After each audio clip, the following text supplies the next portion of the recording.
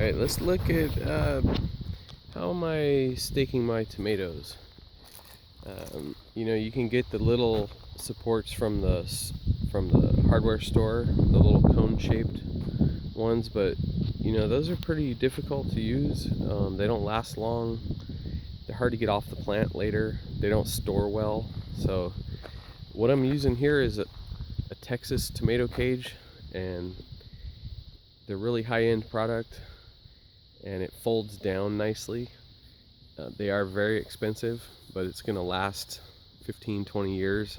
My neighbor's got a set of them that's 15 years old. They make two different sizes.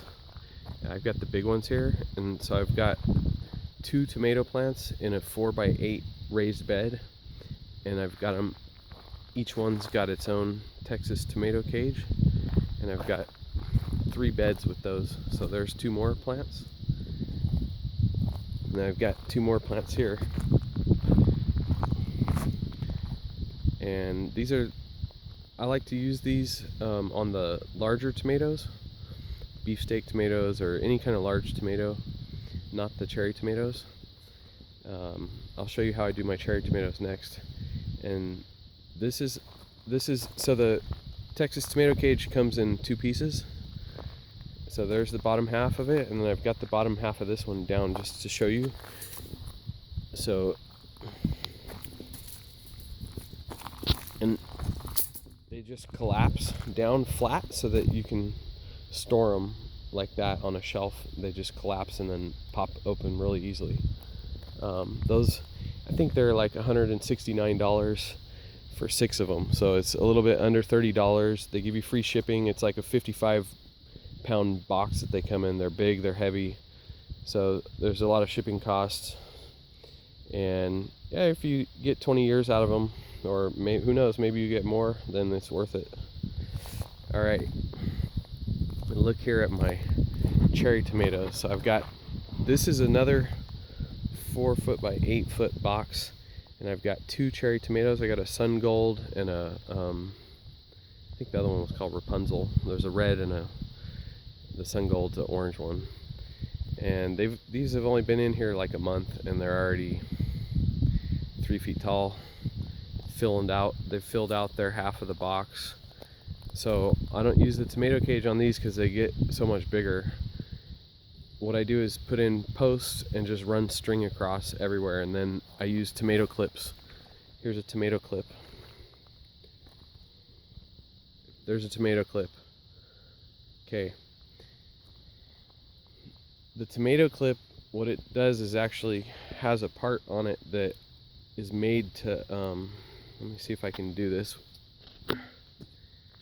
So if you look at the tomato clip there where it folds, the part that folds actually clamps onto a string, and then this clips on around the branch. So what I do is I come and you put it on like this. Let's see if I can get that so you can see it. So you put it on all the way on there, and then you get it. It's hard to do while filming.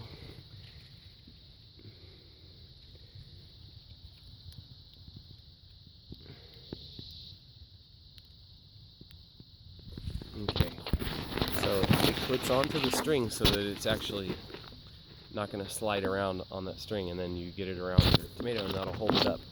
So what I do is I come into these cherry tomatoes and thin out the suckers, and then clip them up on that string to keep them and give them some support, and they'll just grow and grow and grow like crazy. They've been in here, like I said, a month or so, and it's early June, so these things are going to grow until like November here. We got a really long growing season. I'm in San Diego, California, and I'm going to be getting tomatoes, probably 50 or 100 pounds off each one of these plants. I'm going to keep feeding them every week, and I'm going to get pounds and pounds, bucket loads of tomatoes off these. I'm actually going to probably take some 8-foot stakes and make the support 8 feet tall, or I guess 1 foot in the ground, so 7 feet tall, because these things are already outgrowing these stakes that are about 4 feet tall. And one more trick that I can show you on these cherry tomatoes, since they're so prolific, what you can do is when you, there's just so much of it. You can't really see in here, but okay, I did one this morning. If I have branches that are laying on the ground, okay, so here's one right here. So what I've done, I had a branch that was laying on the ground. I just dig down a bit and bury it.